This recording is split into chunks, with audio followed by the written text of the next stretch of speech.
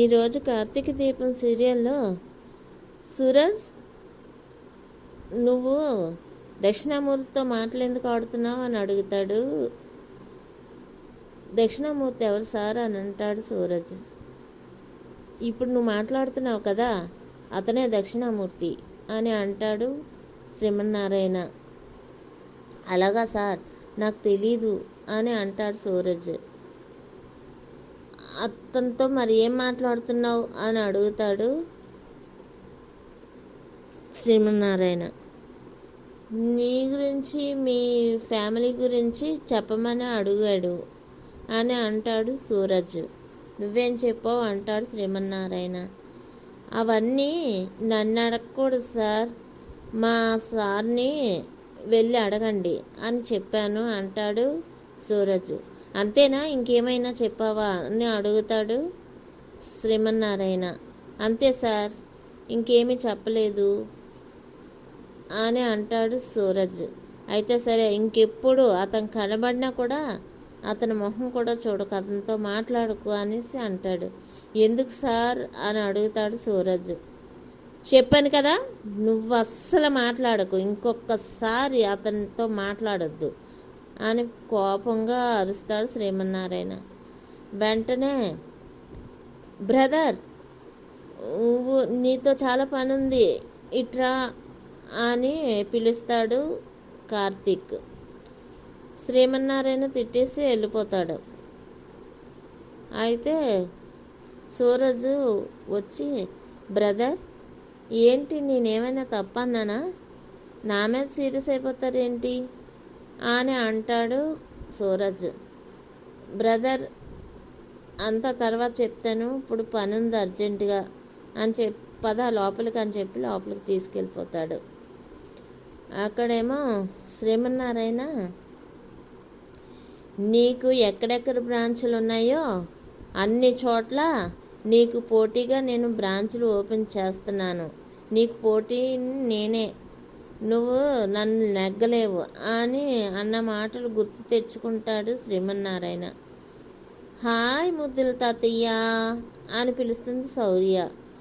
ఏంటి, నువ్వు ఇక్కడికి వచ్చావేంటి, స్కూల్ నుంచి నేరుగా ఇక్కడికే నేను వచ్చేసావు అని అడుగుతాడు శ్రీమన్నారాయణ.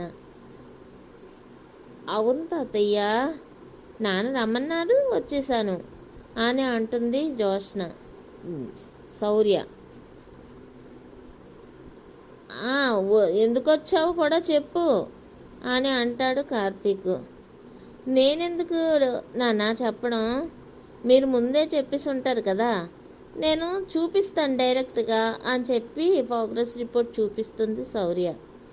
ఆ ప్రోగ్రెస్ రిపోర్టు శ్రీమన్నారాయణ తీసుకొని చూసి, ఏంటి అన్ని సబ్జెక్టులు ఫెయిల్డ్ అయిపోయావు అని అంటాడు శ్రీమన్నారాయణ. 5th క్లాస్ చదువుకున్న దీపకి కూతురు ఎలా ఉంటుంది, అంతకంటే ఎక్కువ మార్కులు ఎలా వస్తాయి తాత, ఆయన తల్లిని పెట్టే పిల్లలు అని అన్నావు కదా, దీపకి అంతకంటే ఏం చేయగలదు, అందుకనే దీంట్లో శౌర్య తప్పేముంది అని అంటుంది జోష్న. నేను అడిగింది వేరు, నువ్వు చెప్తున్న సమాధానం వేరు, అందుకనే రేపటి నుంచి రోజు శౌర్య సాయంత్రం ఇక్కడికే వస్తుంది, శౌర్యకి నువ్వు ట్యూషన్ చెప్పాలి అని జోష్నతో అంటాడు శ్రీమన్నారాయణ. తాత, శౌర్యకి నేనెందుకు ట్యూషన్ చెప్పాలి, నాకేం సంబంధం అని అంటుంది జోష్న. కదా, నీకు సంబంధం లేదు కదా, అలాంటప్పుడు శౌర్య విషయం నువ్వెందుకు మాట్లాడావు, నువ్వు మధ్యలో ఎందుకు వచ్చావు, ఎవరినైనా ఎందుకు హేళన చేస్తావు, అందుకే నీకు పనిష్మెంట్గా నువ్వు శౌర్యని మాత్రం ఇక్కడికే వస్తుంది, నువ్వు మాత్రం ట్యూషన్ చెప్పాలి అని అంటాడు శ్రీమన్నారాయణ. నువ్వు చదివిస్తున్నావా అంటే చదివించట్లేదు, వాళ్ళ ఇష్టం, వాళ్ళు ఎలా చదివితే వాళ్ళు నీకు అనవసరం, ఒకరి వ్యక్తిగత విషయాల్లో మనం దూరితే ఇలానే జరుగుతుంది, ఇలాంటి పనిష్మెంట్లే వస్తాయి అని ఇది నా ఆర్డర్, నువ్వు కంపల్సరీ చేయాలి అని అంటాడు శ్రీమన్నారాయణ.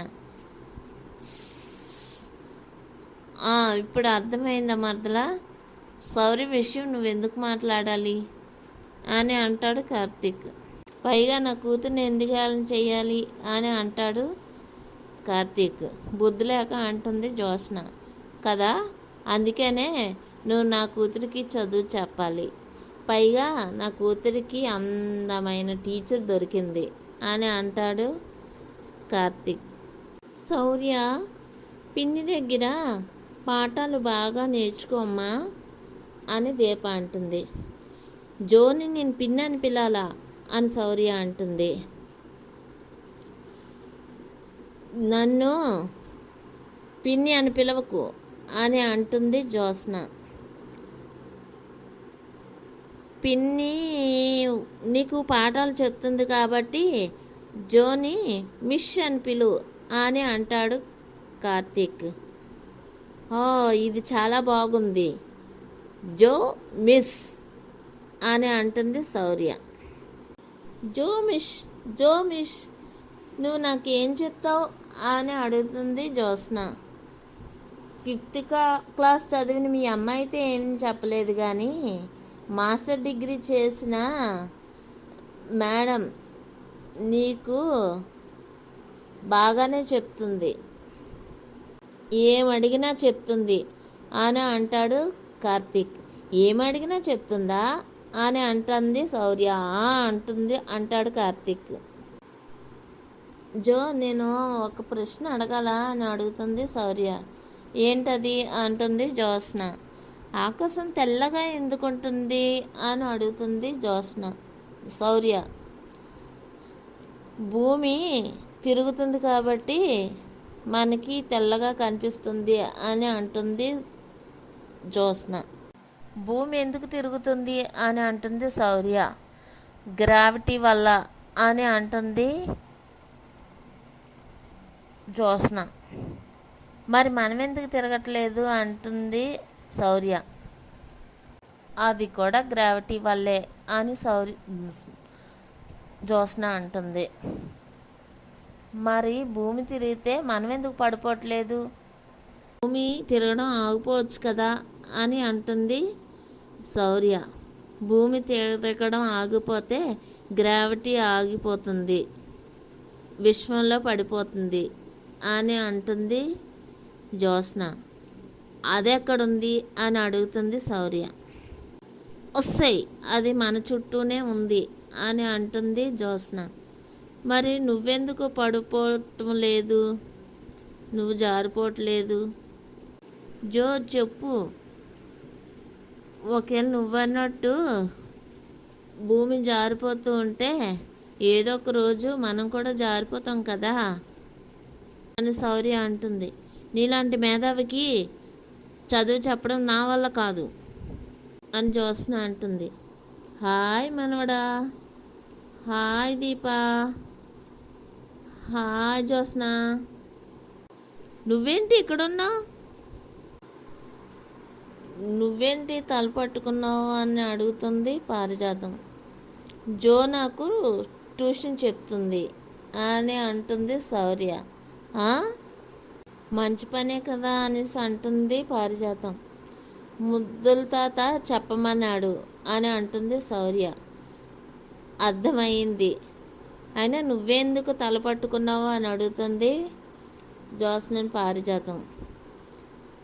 దీని ప్రశ్నలకి నాకు తల తిరుగుతుంది అంటుంది జ్యోత్స్న. దీని ప్రశ్నలకి గోడకి తల వేసుకొని కొట్టుకోవాలని ఉంది అని అంటుంది జ్యోత్స్న. అలా గట్టిగా కొట్టుకుంటే గోడ పడిపోద్దేమో అనేసి ఆగిపోయింది అంటాడు కార్తీక్. ఒరే ఆట పట్టించుకురా, అయినా చదువు చెప్పడం ఒక కళ అని అంటుంది పారిజాతం. అయితే నువ్వే చెప్పు శౌర్య, నీకేదైనా డౌట్ ఉంటే ఇప్పుడు గ్రాని చెప్తుంది అని చెప్పేసి వెళ్ళిపోతుంది జ్యోత్స్న. జ్యోత్స్న జ్యోత్స్న అని పిలుస్తుంది పారిజాతం. పట్టించుకోకుండా వెళ్ళిపోతుంది. చెప్పు పారు అని అంటాడు కార్తీక్. ఏం చెప్పాలి అంటుంది పారిజాతం. మ్యాథ్స్ చెప్తావా అని అడుగుతుంది శౌర్య. మ్యాథ్స్ అంటే అని అంటుంది పారిజాతం. మ్యాథ్స్ అంటే లెక్కలు. నాకు లెక్కలు రావుగా అంటుంది పారిజాతం. మరి నువ్వే చెప్తానని ఒప్పుకున్నావు కదా, చెప్పు అంటాడు కార్తీక్. ఒరే అయితే ఇంగ్లీష్ చెప్పు అంటుంది శౌర్య. ఇంగ్లీషా? ఇంగ్లీష్ కూడా నాకు రాదు. అరే ఏదో అడుగుతుందిరా చెప్పురా అని అంటుంది పారిజాతం. నువ్వే చెప్తానని ఒప్పుకున్నావు కదా, నువ్వే చెప్పు, నాకు చాలా పని ఉంది అని చెప్పేసి వెళ్ళిపోతారు. అరే అరే అరే అని పిలిచినా పలకరు. అప్పుడేమో అయితే జోగ్రాని చెప్పు జోగ్రాని అని అంటుంది శౌర్య. నాకు తెలుగు తప్ప ఇంకేమీ రాదే అని అంటుంది పారిజాతం. అయితే తెలుగే చెప్పు, ఈ ఒక పద్యం, ఈ పద్యం ఏంటో చెప్పు అని అంటుంది శౌర్య. పద్యమా అని పారిజాతం అంటుంది. బ్రదర్ ఏంటి ఇక్కడ ఇంత ఎంటర్టైన్మెంట్ జరుగుతుంటే నాకు సంబంధం లేదన్నట్టు వర్క్ చేసుకుంటున్నాడు అని కార్తీక్ అంటే, బావా సూరజ్ కోసం తెలుసుకోమన్నాను, తెలుసుకున్నావా అని అంటుంది దీప. ఎలా తెలుసుకోవాలి అని అంటాడు కార్తీక్. మీ అమ్మా నాన్నలు ఎవరు అని అడుగు అంటుంది దీప. అయితే నువ్వురా అనేసి తీసుకొని వెళ్తాడు. Hello brother. Hi brother. Coffee తాగుతావా అని అంటాడు కార్తీక్. కాఫీ వద్దు బ్రదర్, నేను తాగను అంటాడు. అయితే సర్లే నేను ఇక్కడే కూర్చుంటానని చెప్పేసి, అవును అమ్మ నాన్న ఎక్కడుంటారు, మీ ఊరెక్కడా అని అడుగుతాడు కార్తీక్. నాకు ఎవ్వరూ లేరు బ్రదర్, ఒంటరిగా బ్రతుకుతున్న నా జీవితంలోకి నాకు అన్న వదిన వచ్చారు అని అంటాడు సూరజ్. ఎక్కడున్నారు అని అడుగుతాడు కార్తీక్. మీరే నాకు కొత్తగా బంధాలు వచ్చాయి, మీ ద్వారానే, మీరే నాకు అన్న వదినలు అని అంటాడు సూరజ్. సూరజ్ ఎప్పుడు నీకెవరూ లేరని అనుకోవడం మర్చిపో, నీకు మేమున్నాము అని దీప అంటుంది. బ్రదర్ దక్షిణామూర్తి గారి కోసం చెప్తానన్నావు అనేసి అడుగుతాడు సూరజ్. చెప్తా, ఇప్పుడు ఆయన కోసం అంత చెప్పుకోవాల్సిన అవసరం లేదు అనేసి అంటుంది దీప. ఎందుకు తెలుసుకోవాల్సిన అవసరం లేదు, తెలుసుకోవాలి. ఆయన మా తాతకి బంధువు, అతనికి మా నాన్నకి మా తాతకిని చిన్నప్పటి నుంచి స్నేహం. కానీ వాళ్ళిద్దరి మధ్య గొడవ జరిగింది. ఒక బంధుత్వం కూడా ఉంది. ఆ బంధుత్వం నీకు చెప్పనవసరం లేదనుకో. అయినా సరే వాళ్ళిద్దరూ ఇక్కడ ఎదురుపడ్డారు కాబట్టి సరిపోయింది. అదే ఇంట్లోనైతే కొట్టుకున్న దాకా వస్తారు. ఒకసారి ఇంటి దగ్గర అలాగే కొట్టుకున్న వరకు వస్తే నేనే ఆపాను అని అంటాడు కార్తీక్. అవునా, ఎప్పుడు కొట్టుకున్నారు అనేసి అంటే, ఇంక అవన్నీ అక్కర్లేదులే అనేసి అంటాడు కార్తీక్. అయితే సరే మన చైర్మన్ గారికి శత్రువు అయితే ఆఫీసులో ఉన్న వాళ్ళందరికీ శత్రువే అని శత్రువుగానే చూడాలి అని అంటాడు సూరజ్. అలా ఎందుకు అంతలా చూడక్కర్లేదులే కానీ మన మీద ఎవరికి అనుమానం రాకుండా ఉంటే చాలు అని అంటాడు కార్తీక్. ఎవరికి వచ్చింది అనుమానం అని అంటాడు సూరజ్. ఎంత మంచి వాళ్ళైనా ఆ డబ్బుకి అమ్ముడిపోవడం వల్ల, పెద్ద పెద్ద ఆఫీసుల్లోని అలాంటి వాళ్ళు ఉండడం వల్ల నమ్మకానికి అంత విలువ ఉండకుండా భయపడాల్సి వస్తుంది అని అంటాడు కార్తీక్. సరే నాకు మీ అన్న వదిల బంధం ఉంది, అదే చాలు అని అంటాడు సూరజ్. ఏంటి బంధం అనుకొని వస్తుంది జ్యోత్స్న. నా నాకు అన్న వదులు వీళ్ళే అని అంటాడు సూరజ్. నేను ముందే అనుకున్నాను మీరందరూ ఏకమైపోతారని, మీ అందరు ఏకమైనా కూడా నన్నేం చేయలేరు అని అంటుంది జ్యోత్స్న. సరే బ్రదర్, నేను కాఫీ తాగడానికి వెళ్దాం పదండి అనేసి బయలుదేరుతారు. మీరందరూ ఏం చేస్తారో చెయ్యండి, కానీ మీ అందరికీ నేనొక్కదాన్నే చాలు అని అంటుంది జ్యోత్స్న. విశ్వదాభిరామ వినురవేమ. ఎలా ఉంది పద్యం? తెలుగు సాహిత్యం మీద నాకు పట్టు ఉంది కదా, నువ్వు కొంగు తిన్నావు కదా అని అంటుంది పారిజాతం. తిన్నాను. నేను ఒకప్పుడు పాటలు పాడుతుంటే చెవుల్లో అమృతం పోసినట్లు వినేవాళ్ళు అని అంటుంది పారిజాతం. అవును, వినేవాళ్ళేమో, నేను పారిపోయినట్లు ఉండలేక వినేవాళ్ళేమో అని అంటుంది శౌర్య. ఒసేయ్, పద్యంతో జనాలు ప్రాణాలు తీసేదాన్ని అని చెప్తున్నావా అని అంటుంది పారిజాతం. అమ్మా, మీ అమ్మలోని మీ నాన్నలోని లక్షణాలు వేసుకొని పారుతున్నట్టుంది అనేసి అంటుంది పారిజాతం. వర్షాకాలం కదా అందుకనే పారుతుంది అని అంటుంది శౌర్య. మీ అమ్మలాగే మీ నాన్నలాగే మళ్ళీ పనిచేసావు కదా అని అడుగుతుంది పారిజాతం. జోగురాని పద్యాలు సోది తప్ప ఏం చెప్పట్లేదు అని అంటుంది శౌర్య. ఏంటే అని అంటే, బయట అందరూ కూడా అలానే చెప్పుకుంటున్నారు అని అంటుంది శౌర్య. ఏం చెప్పుకుంటున్నారే అంటే, నువ్వు అందరికీ గొడవలు పెడతావట అని చెప్పుకుంటున్నారు అని అంటుంది శౌర్య. అవునా అని అంటుంది పారిజాతం.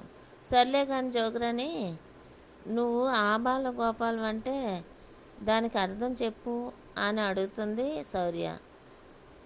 ఆబాల అంటే ఆ బాలుడు, గోపాలుడు అంటే శ్రీకృష్ణుడు. ఆ బాల గోపాలుడు అని అర్థం అని పారిజాతం చెప్తే, అదేంటి మా టీచర్ ఏంటి ఆ బాల గోపాలుడు అంటే పిల్లల నుంచి పెద్దవాళ్ళ వరకు అని చెప్పింది. అప్పిచ్చువాడు వైద్యుడు అన్న పద్యం అంటే ఏంటి చెప్పు అర్థం అనేసి అంటే అని అడుగుతుంది శౌర్య. అంటే మనకి కష్టాలు ఎవరైనా ఉన్నప్పుడు అప్పు ఇచ్చారనుకో, వాళ్ళు దైవంతో సమానం అని పారిజాతం అంటుంది. ఇదంతా శ్రీమన్నారాయణ వింటాడు. విని, శౌర్యకి నువ్వు ట్యూషన్ చెప్తున్నట్టు లేదు, నీకే శౌర్య చెప్తున్నట్లుంది అని అంటాడు శ్రీమన్నారాయణ. నేనే నేర్పించాను అంటుంది పారిజాతం. తెలీదని చెప్పాలి, అంతేగాని తెలుసని చెప్పకూడదని అంటాడు శ్రీమన్నారాయణ. సరే జోగురాని, ఇప్పుడు ఇంక ఈ పద్యానికి అర్థం చెప్పాను పాట చెప్పబోతుంటే, తెలీదే, నాకేం తెలీదు, ఇప్పుడే కదా చెప్పారు తెలియనట్టు ఒప్పుకోమని, నాకేం తెలీదు అనేసి అంటుంది పారిజాతం. ఇక్కడేమో కార్తీక్ ఫైల్స్ అన్నీ మోసుకొని వచ్చి జ్యోత్స్నకి ఇస్తాడు. అదేంటి బావా అన్నీ తీసుకొచ్చి ఇక్కడ పెడుతున్నావు, ఇక్కడ కాదు స్టోర్ రూమ్లో కదా పెట్టాలి అంటుంది జ్యోత్స్న.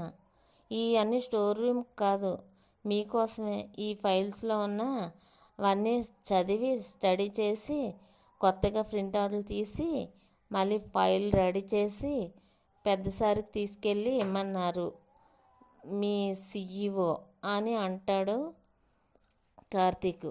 నేను ఇదన్నీ ఎందుకు చేయాలి, నేను చేయను అని అంటుంది జ్యోత్స్న. అయితే సరే, అది మీ ఇష్టం, చెప్పమన్నారు చెప్పాను, చేయనంటే వెళ్ళి పెద్దసారికి చెప్తాను అని అంటాడు కార్తీక్. ఎందుకు బావా, నేను చేస్తానులే, చేయను అనగానే ఎందుకు వెళ్ళిపోవడం, చేస్తాను అని అంటుంది జ్యోత్స్న. అయినా కానీ ఇదంతా నేను చేయగలనా, 1 వారం పడుతుంది ఇదంతా చెయ్యాలంటే అని అంటుంది జ్యోత్స్న. హలో మేడం, ఇది వారం చేయాల్సిన పని కాదు. ఇదంతా ఈరోజే ముగించుకొని రేపు ఉదయాన్నే పెద్దసారికి ఇచ్చేయాలి అని అంటాడు కార్తీక్. అమ్మ బాబా, ఇంత పని నేను చేయలేను అని అంటుంది జ్యోత్స్న. ఎందుకు చేయలేవు? ఈరోజు మేము ఇలానే ఇంతకంటే ఎక్కువే చేసేవాళ్ళం అని అంటాడు కార్తీక్. ఇదంతా దీప నువ్వు కలిసి నా మీద కక్షతోటే కదా చేస్తున్నారు అని అంటుంది జ్యోత్స్న. అలా కసిగాని పెట్టుకొని ఉండుంటే నీకోసం బాలరాజు కోసం ఎప్పుడో చెప్పుండేవాళ్ళం అని అంటాడు కార్తీక్. మీరు సింపతి కోసం చూస్తున్నారు, నేను దొరికితే మీరు అప్పుడు బుక్ చేస్తారు అని అంటుంది జ్యోత్స్న. అందుకనే ముందుగా జాగ్రత్త పడాలి అని అంటాడు కార్తీక్. ఈ ఎపిసోడ్ ఇంతటితో ముగుస్తుంది ఈరోజు.